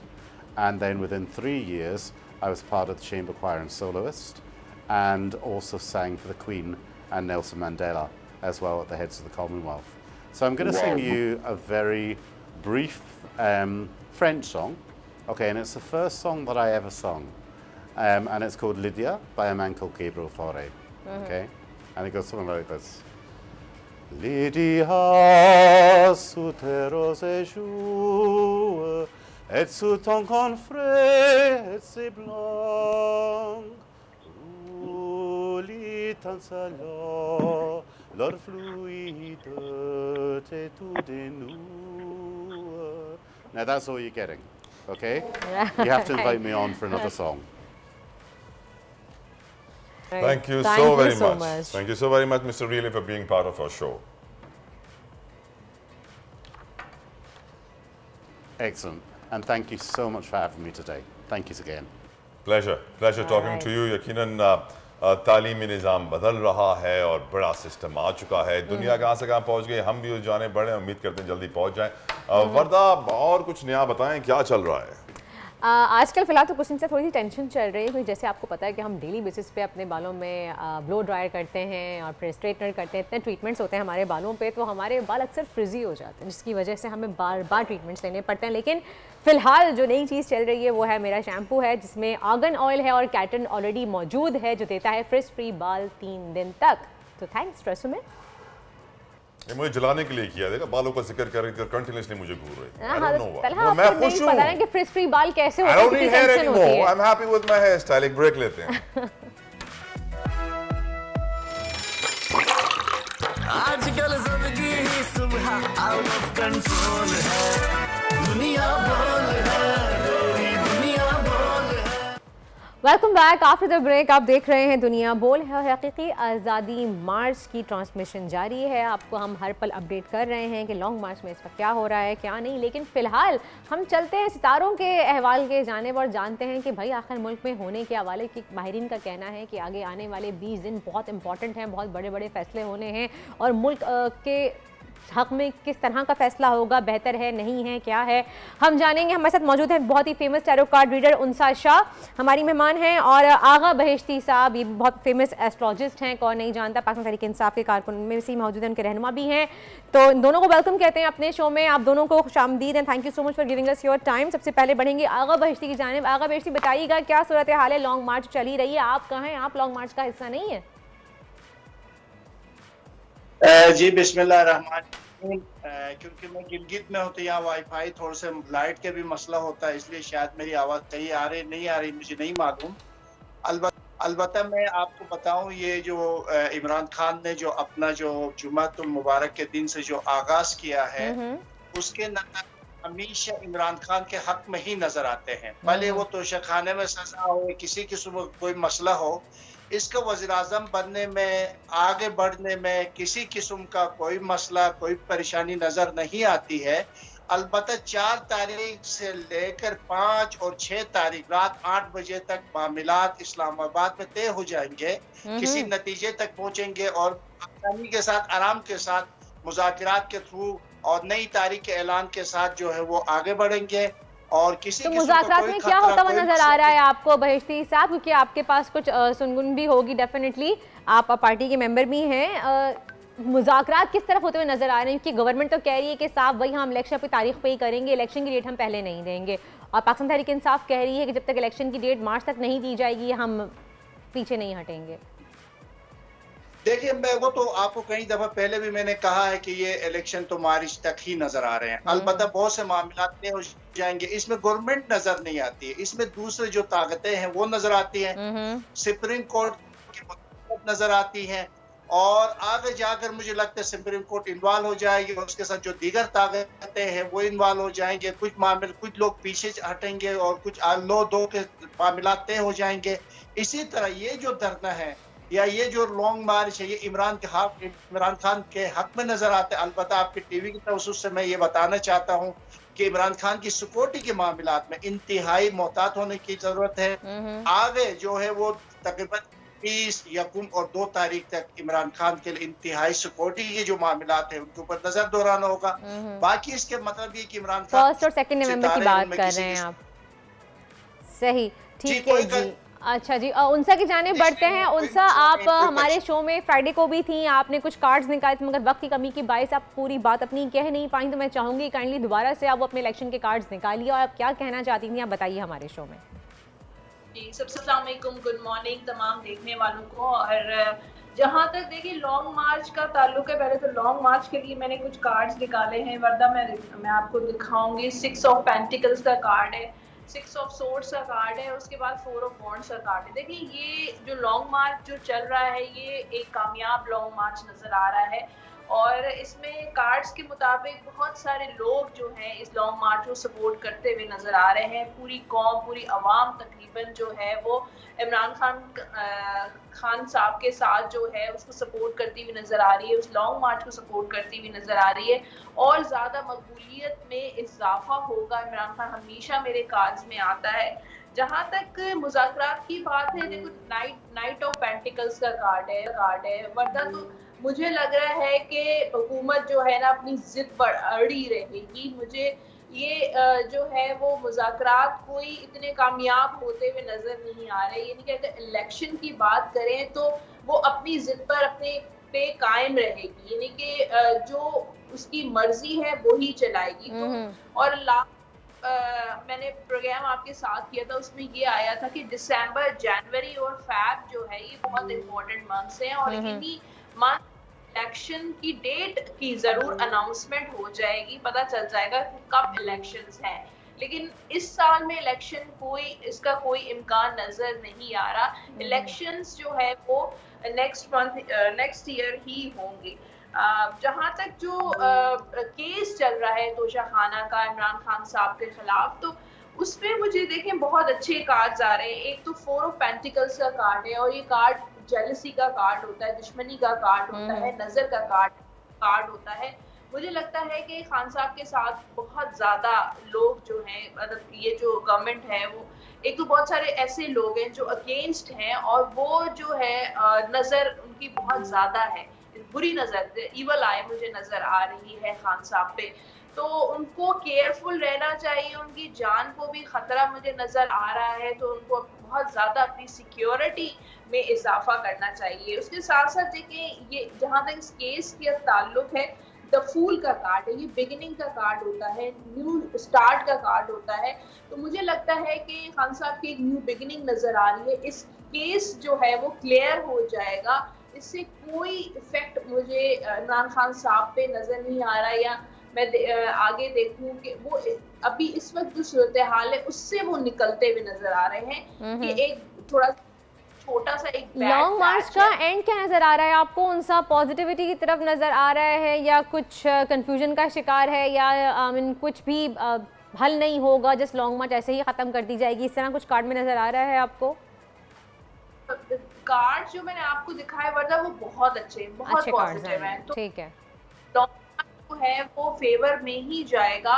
हुकूमत पे pressure बढ़ता जा रहा है, pressure build हो जाएगा, तो कामयाब तो होता हुआ नजर आ रहा है। लेकिन अगर ये लॉन्ग मार्च उस नियत से है कि इलेक्शन इसी साल या फौरी तौर पे हो जाए, तो वो चीज तो मुझे नजर नहीं आ रही, क्योंकि ऑलरेडी कल से नवंबर स्टार्ट होने वाला है। इस साल तो पॉसिबल भी नहीं नजर आ रहा है, इलेक्शन होता हुआ नेक्स्ट ईयर ही जाएगा। नेक्स्ट ईयर स्टार्ट में जाता है कि अपने टाइम पे ये बात देखने वाली है।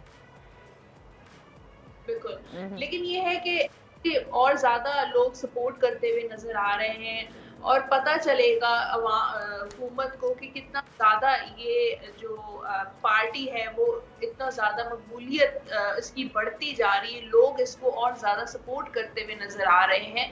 तो ये एक बहुत ज़्यादा प्रेशर है, तो ये चीज़ नज़र आ रही है। बाकी मुझे कोई ऐसी चीज़ मुझे नज़र नहीं आ रही इमरान खान साहब के लिए कोई। हाँ, ये ज़रूर है कि इनको अपनी जान की हिफाजत करनी चाहिए, सिक्योरिटी के इंतजाम का ख्याल रखना चाहिए। सही, आगा बहिश्ती की तरफ बढ़ेंगे। जी आगा बहिश्ती साहब, ये बताइए, पहले मुझे बताएं, आप लॉन्ग मार्च का हिस्सा नहीं बन रहे, आप लॉन्ग मार्च में पार्टिसिपेट नहीं कर रहे?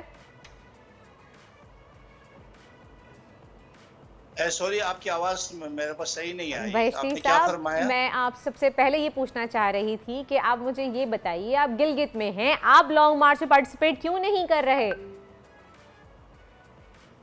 हम लोग यहाँ से गिलगित से 4 तारीख को सीएम जनाब खालिद खुर्शीद की क़यादत में तकरीबन 8 से 10 हज़ार लोगों के काफिला लेकर हम लोग यहाँ से रवाना हो रहे हैं। हम 3 तारीख को यहाँ से निकलेंगे। एक अंदाजे के मुताबिक बल्दिस्तान, कोहिस्तान, इन इलाकों से 20 से 30 हज़ार लोगों का एक तवील काफिला होगा और यकीनी तौर पर गिलगित बल्दिस्तान का सबसे बड़ा काफिला आने वाला है। और इस वक्त तैयारियां मुस्तकिल तैयारियां कर रहे हैं। हम लोग भी मुख्तलिफ जगहों में मीटिंग भी कर रहे हैं और जो भी मिलता है वो सितारों से पूछते हैं, आगा साहब क्या होने वाला है। अलबत्ते ये बातें देख, हम जब आपकी टीवी से बात करते हैं तो फिर हम सितारों से बात करते हैं। तो गिलगित बल्दिस्तान का सबसे बड़ा काफिला यहाँ से आने वाला है सीएम खालिद खुर्शीद की क़यादत में। और इस वक्त मीटिंगें हो रही है, रैलियां हो रही है, भरपूर तैयारियां कर रहे हैं।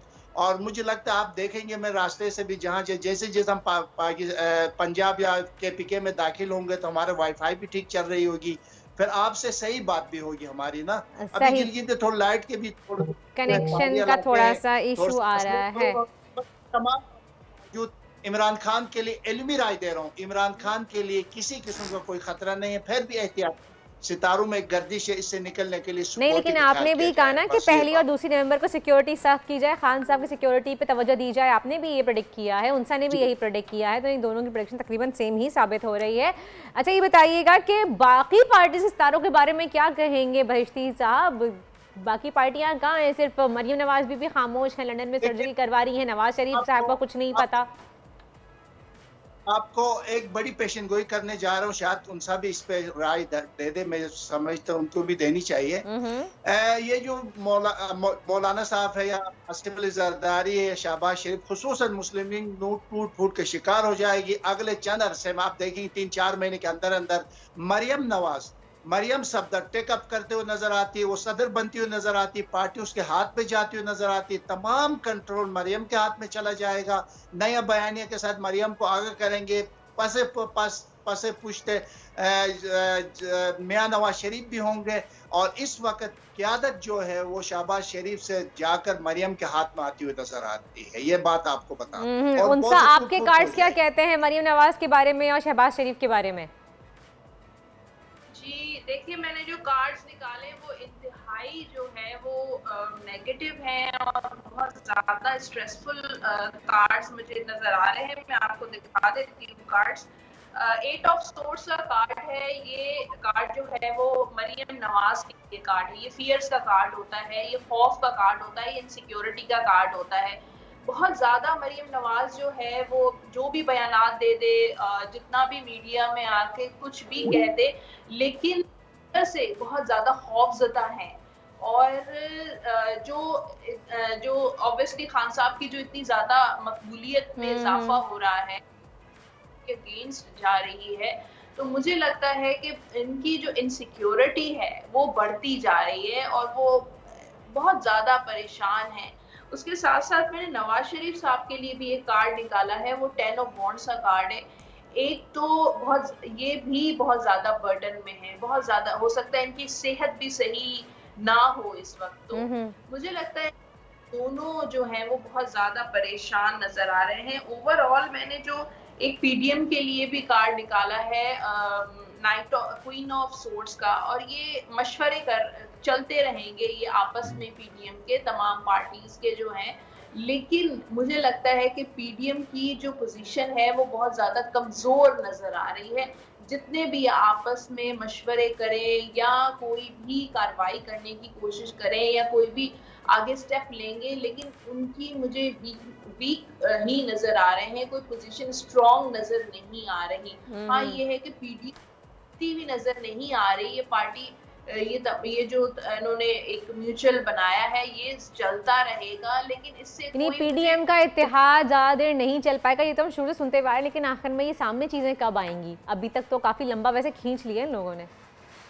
हाँ लंबा है और आगे भी मुझे लंबा ही चलता हुआ नजर आ रहा है। यहाँ पर मुझे आसिफ जरदारी साहब के लिए जो मैंने कार्ड निकाला है नाइट ऑफ कप्स का, तो आसिफ जरदारी को कोई मुझे जहाँ तक जैसे नवाज शरीफ साहब या शहबाज शरीफ साहब या मरियम नवाज के जो कार्ड्स इतने ज़्यादा बर्डन, परेशानी, स्ट्रेसफुल नज़र आ रहे हैं, अपने आप को स्टक फील कर रहे हैं, कोई रास्ता नज़र नहीं आ रहा, तो यहाँ पर मुझे आसिफ जरदारी साहब बड़े मुतमईन नज़र आ रहे हैं, बहुत सेटिस्फाई नज़र आ रहे हैं।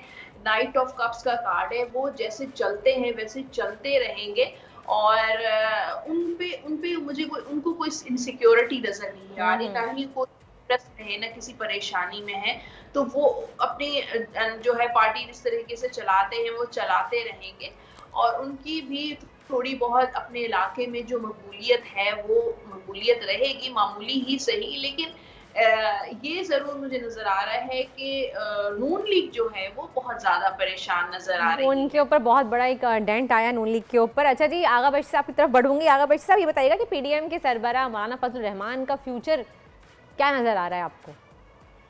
बिल्कुल, मैं आपको ईमानदारी से बता रहा हूँ कि अली अमीन गंडापुर उसको बुरी तरह हराएगा और आने वाले 2023 के इलेक्शन में मौलाना फजल रहमान मुझे बिल्कुल असेंबली में नजर नहीं आ रहे। आप ये लिख के रखिएगा। और उसके जो सितारे मुकम्मल सवाल और गर्दिश पर है, मसाइल पर है, परेशानियों पर है, मुश्किलात पर है और साथ साथ तरह तरह की जिंदगी के जो मुश्किल हालात है उससे गुजर रहा है और इसकी पार्टी भी मुश्किल हालात से गुजर जाएगी। और यहाँ तक कोयटा में थोड़ी सी उसकी पोजीशन नजर आती है, KPK में तो बिल्कुल मुकम्मल तौर पर ये तबाह और बर्बाद होती हुई नजर आती है। इसका कोई अच्छा सा सितारा मुझे बिल्कुल नजर नहीं आ रहा है, जिस अंदाज से होने चाहिए वैसे नजर नहीं आ रहा है। सही, अच्छा बशीर साहब और उनसे हमारे साथ रहिएगा। इस वक्त हम रुख करेंगे हमारे नुमाइंदे जाफर बिन यार की जानिब जो मौजूद है, उनसे जानते हैं कि इस वक्त फिलहाल सूरत हाल क्या है, क्या अपडेट है कि 11 बजने वाले हैं और खान साहब बाहर निकले हैं, नहीं निकले हैं, कब तक लॉन्ग मार्च शुरू होगी? जी बताइएगा जाफर बिन यार। जी बिल्कुल, 11 बजे का टाइम दिया गया था। कामों की जो मेन पॉइंट है जिस यहाँ पे मैं खड़ा हूँ, कल क्योंकि सादों की में ख़त्म हो गया था, आज कामों की में कहा गया है कारकुनान की जो तादाद है वो आहिस्ता आहिस्ता जमा होना शुरू होगी, क्योंकि आज पीर है, पहला वर्किंग डे होता है। एक तो बच्चों ने स्कूल जाना होता है, जो लोग हैं उन्होंने अपने ऑफिस में जाना होता है, जिसकी वजह से रश अभी जमा होगा। लेकिन खान साहब क्योंकि जब निकलेंगे, जब तला मिल जाती है, यहाँ पे जो अनाउंसमेंट हो जाती है, उसके बाद गैदरिंग जो है वो जमा होना शुरू हो जाती है। और ये उम्मीद की जा रही है कि सेकंड टाइम तक तकरीबन 2 से 3 बज सकते हैं जब खान साहब यहाँ पे पहुँचेंगे।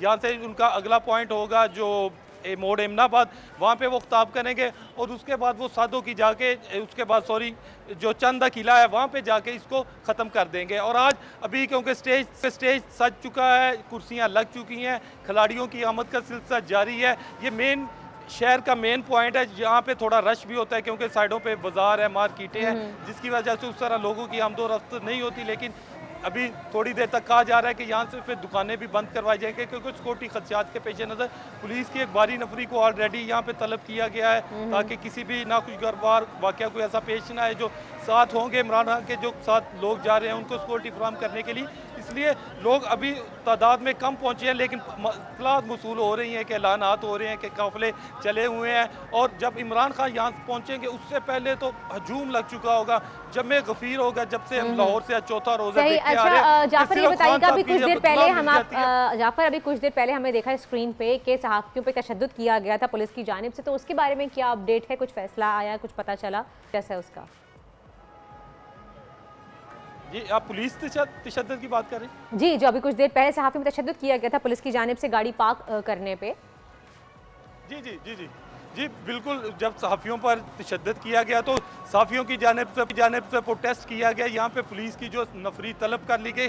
हमारी बात हुई SSP ऑपरेशन गुजरांवाला से, वो यहाँ पे आगे SP सदर गुजरांवाला वो आगे, तमाम SHO को बुला लिया गया और उस पर एहतजाज किया गया, जिस पर जो ये SSP की जानिब से यकीन दहानी करेगी, फौरी तौर पर जो SHO को मुअत्तल कर दिया गया, उसके साथ जितने लोग थे उनको सस्पेंड कर दिया गया। साथ एक निजी TV चैनल का कैमरा उसको तोड़ दिया गया, तो वो उन्होंने एस्टीमेट लगवाया उसका कितना नुकसान हुआ है। वहाँ पे SSP ने मौका पर कहा है कि हम जो है इसको फौरी तौर पर अजाला करेंगे और जिन लोगों ने ये बेहमाना तशद्दुद किया है उनके खिलाफ कार्रवाई की जाएगी। SSP की जानिब से ये कहा गया था कि उन्हें अफसोस है इस वाक़े का, इतला मिली है IG पुलिस ने, उन्होंने भी नोटिस ले लिया था, लेकिन यहाँ पे यकीनदानी करवा दी गई है और अभी उन्होंने कहा कि SHO की मुअत्तली का यानी कि फौरी तौर पे इस बात का नोटिस ले लिया गया है। बहुत अच्छी बात है, इन चीज़ों पर फौरी नोटिस लेना चाहिए ताकि कोई भी सहाफ़ी आने से पहले, अपनी ड्यूटी अंजाम देने से पहले सोचे ना 2 बार और उनके साथ ज्यादती ना की जाए। बहुत बहुत शुक्रिया। जाफर बिन यार हमारे साथ मौजूद थे, उनसा अशार टैरो कार्ड रीडर और आगा बहिश्ती एस्ट्रोलॉजर थे। बहुत बहुत शुक्रिया आपका,